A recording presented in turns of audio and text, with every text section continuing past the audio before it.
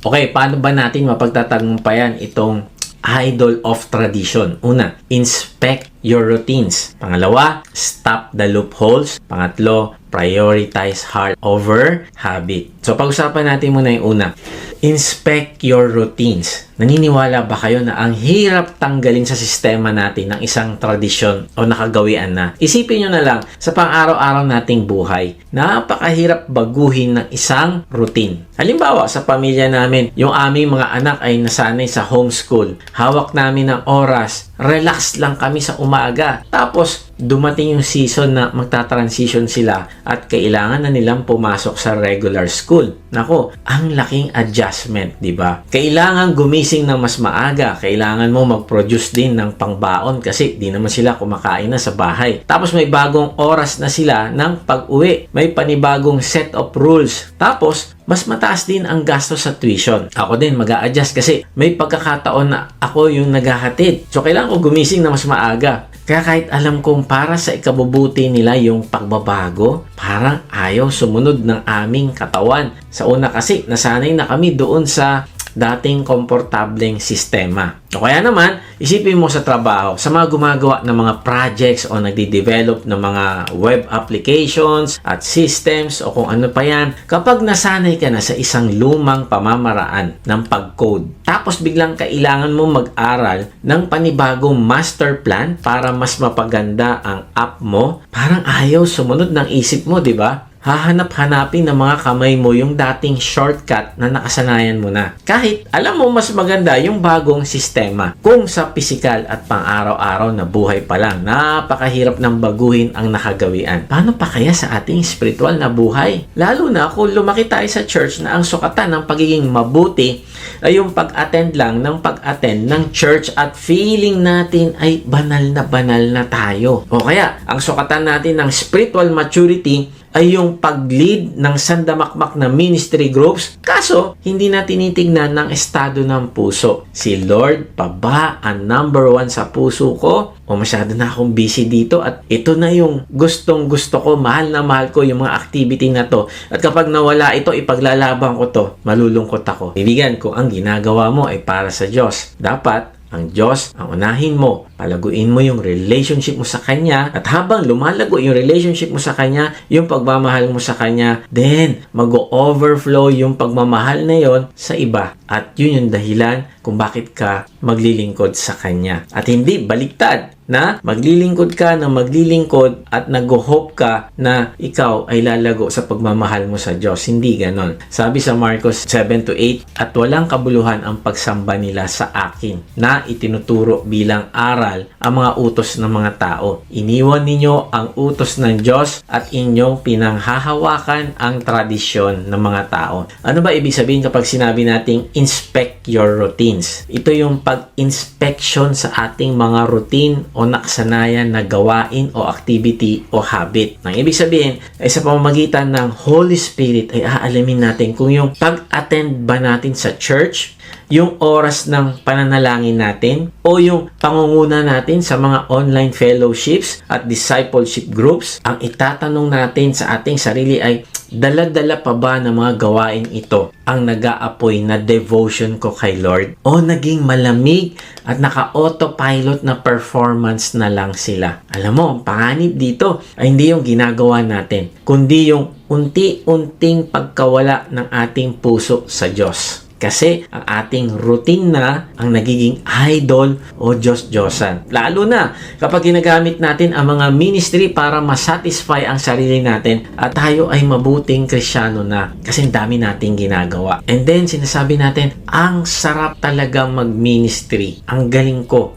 Nakapag-lead ako ng praise and worship team. So, ang saya-saya ko. Kaya lang, habang dumadami ang gawain mo, habang dumadami ang humahanga sa'yo, tumataas ang iyong posisyon, ay hindi mo na binibigyang halaga na meron pang mas mahalaga, yung encounter mo na mas malalim sa Panginoong Yesus. Pansinin mo, salitang ginamit ng Panginoong Yesus sa verse 7, walang kabuluhan. Sa Greek, ito ay maten, na ang ibig sabihin ay groundless. purposeless o futile. Kahit gaano pa kaganda ang iyong kanta o ang iyong panalangin o ang iyong preaching, kapag walang puso para sa Panginoong Yesus, ito ay maten. Walang kwenta. Bakit kaya nasabi ni A.W. Tozer na Christians don't tell lies, they just go to church and sing them. Napakasakit pakinggan, di ba? Kasi totoo, kinakanta natin ang mga lyrics na I love you, Lord, at I surrender all. Ang ganda-ganda ng mga kinakanta natin, nakapikit pa tayo. Minsan may luha pa. Pero alam nyo kung bakit nagiging kasinungalingan ito sa harap ng Diyos? Dahil naging tradisyon na lang ang pagkanta natin ito. Naging culture at nakagawian na lang na kapag tumugtog ang praise and worship team, tataas mo ang iyong kamay at aawit. Pero ang puso natin, naka-autopilot at nakakapit pa rin sa sariling kagustuhan, sa sariling nakagawian. Kinakanta natin, I surrender all. All to Jesus, I surrender. All to Him, I freely give. Tuwing linggo, naging tradisyon na natin na kantahin ito ng may nakataas na mga kamay. Nakasanayan nating isigaw yan. Pero paglabas natin ng church,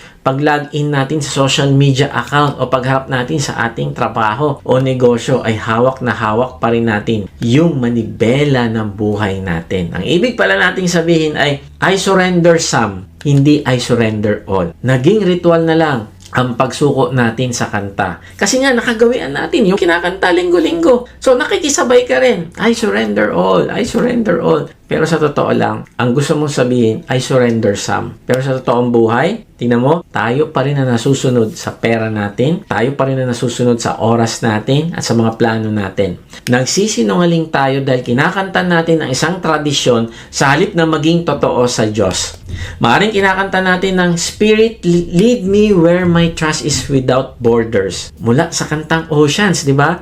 Tradisyon na natin na kantahin ito na may passion. Sinasabi natin na susunod tayo kahit saan tayo dalhin ng Diyos. Pero kapag tinawag na tayo ng Diyos para bitawan ang ating paboritong habit, o kaya para maging tapat sa trabaho natin, o kaya tinawag tayo para ayusin ang isang lihim na kasalanan, biglang umaatras tayo. Biglang may borders na yung trust natin. Nakikita mo ba? Ang mismong worship natin ay nagiging idol of tradition. Kapag mas mahalaga pa sa atin ang makisabay sa kanta at sa kultura ng simbahan kaysa sa totoong pagsunod sa mensahe nito, mga kapatid, hindi hinihingi ng Diyos na maging perpekto tayo bago tayo kumanta. Hinihingi niya na maging totoo tayo. Kung hindi mo pa kayang isuko lahat, mas gugustuhin pa ng Diyos na umiyak ka at sabihin mo, Lord, nahihirapan po akong isuko ang kinabukasan ko. Tulungan niyo po ako. Kaysa kantahin mo ang I surrender all. Dahil lang yun ang nakasanayan at yun ang inaasahan ng mga tao sa paligid mo. Kaibigan, God is not impressed by our beautifully sung traditions. He is looking for our beautifully broken truths. Sa Isaiah ay kinumpronta ng Diyos noon ang bansang Israel. Ang mga taong ito ay hindi mga pagano na sumasamba sa bato. Sila ang mga taong kilala ang Diyos. Araw-araw silang nag-aalay ng sakripisyo. Linggo-linggo silang sumusunod sa Sabat. Umaattend sila sa mga holy feast. Pero sabi ng Panginoon, Isaiah 29:13, at sinabi ng Panginoon, sapagkat ang bayang ito ay lumalapit sa pamamagitan ng kanilang bibig at pinapupurihan ako ng kanilang labi, samantalang malayo ang kanilang puso sa akin at ang kanilang takot sa akin ay utos ng mga tao na natutunan sa pamamagitan ng pagsasaulo. Grabe, na perfect nila ang mga routine ng pag-worship sa Diyos. Ginagawa nila ang kailangan ng kanilang religion. Pero ang kanilang puso ay malayo sa Diyos. Mas madaling umupo sa church tuwing linggo kaysa isuko ang ating sariling kagustuhan. Tama ba? Mas madaling gawin ang nakasanayan kaysa maging broken sa harap ng Diyos at makipag-cooperate sa banal na spirito. Tama ba? Tapos tingnan mo itong church sa Ephesians na pinapatungkulan ng Panginoong Yesus sa Revelation.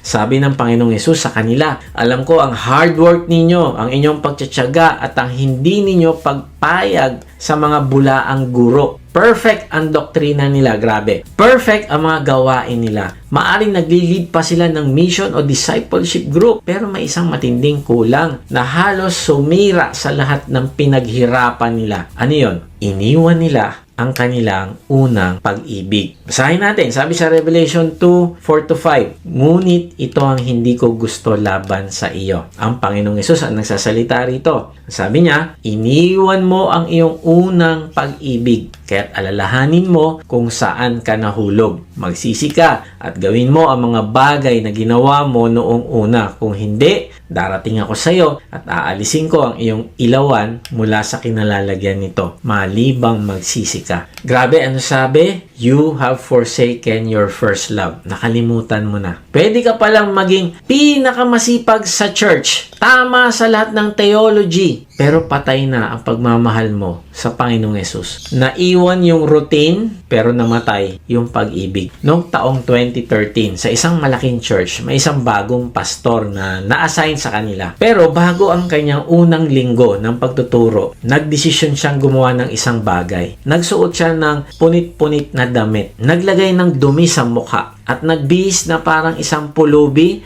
o taong grasa. Bago mag-umpisa ang worship service, naglakad-lakad siya sa paligid ng church. Sa daang-daang miyembro na dumating, 3 tao lang ang bumati sa kanya. Pagpasok niya sa loob ng sanctuary para umupo sa unahan, pinagtinginan siya ng mga tao. May mga pandidiri sa mga mata nila. Lumapit pa ang mga ushers at sinabing lumipat siya sa pinakalikod dahil hindi raw akma ang suot niya sa kanilang Sunday service. So ang ginawa niya, tahimik siyang sumunod. Nang mag-umpisa na ang service, umakyat ang elder at masayang in-announce, ikinagagalak ko pong ipakilala ang ating bagong senior pastor. Grabe, lahat pumalakpak at nag-aabang. Tapos mula sa likuran, tumayo yung taong grasa. Naglakad siya papunta sa unahan. Biglang tumahimik ang buong simbahan. Wala kang maririnig ni isang kaluskos. Pag-akit niya sa pulpit, binasa niya ang salita ng Panginoong Hesus mula sa Mateo 25:42-45. Ano yung sabi doon? Sabi doon, sapagkat ako'y nagutom at hindi ninyo ako binigyan ng pagkain. Ako'y nauhaw at hindi ninyo binigyan ng inumin. Ako'y taga-ibang bayan at hindi ninyo ako pinatuloy. Hubad at hindi ninyo ako dinamitan. May sakit at nasa bilangguan at hindi ninyo dinalaw. Pagkatapos ay sasagot din sila na nagsasabi, Panginoon, kailan ka namin nakitang gutom o uhaw o isang taga-ibang bayan o hubad o may sakit o nasa bilangguan at hindi ka namin pinaglingkuran. At sila'y sasagutin niya na nagsasabi, katotohanang sinasabi ko sa inyo, yamang hindi ninyo ito ginawa sa isa sa pinakamaliliit na ito, ay hindi ninyo ito ginawa sa akin. Alam mo, nag-iyakan ng buong church dahil sa hiya at pagsisisi. Bakit? Dahil ipinakita ng pastor na naging idolo na nila ang kanilang tradisyon. Na perfect nila ang kanilang magandang worship. Ang kanilang Sunday's best na damit. Pinahalagahan nila yon. Kaya nga, bawal yung hindi maganda yung forma doon sa unahan. At ang kanilang komportableng routine, nasanay na sila doon. Pero namatay na yung kanilang unang pag-ibig, yung kanilang first love, pagmamahal sa Diyos at pagmamahal sa kapwa. Ginawa nilang idol ang panlabas na anyo ng religion habang pinandidirihan nila ang mga mismong taong kailangan ng pagmamahal ng Panginoong Hesus. Kaibigan, tandaan mo ito, a perfect routine without a loving heart is a dead religion. Sabi nga ni A.W. Tozer, if the Holy Spirit was withdrawn from the church today, 95% of what we do would go on and no one would know the difference. Napakasakit isipin na baka kung aalisin ang presensya ng Holy Spirit sa atin, baka magpatuloy pa rin ang lahat ng ginagawa natin nang hindi man lang natin namamalayan na wala na pala siya. Bakit? Kasi sanay na tayong naka-autopilot. Kaibigan, kumusta ang puso mo ngayon? How is your first love? Nasaan na yung apoy at pananabik na naranasan mo noong una mo siyang makilala? Kailan yung huling beses na nag-pray ka, nag-worship ka o nagbasa ng Bible na hindi mo lang ginawa dahil sa schedule mo o dahil sinabi ng iyong parents o discipleship group leader, kundi nag-spend ka ng time sa Diyos para kausapin siya at pakinggan ang sasabihin niya sa iyo dahil uhaw na uhaw ka talaga sa presensya niya. Kung titignan ng Diyos ang loob mo ngayon, makikita ba niya ang isang pusong malambot at nagmamahal o ang isang pusong pagod na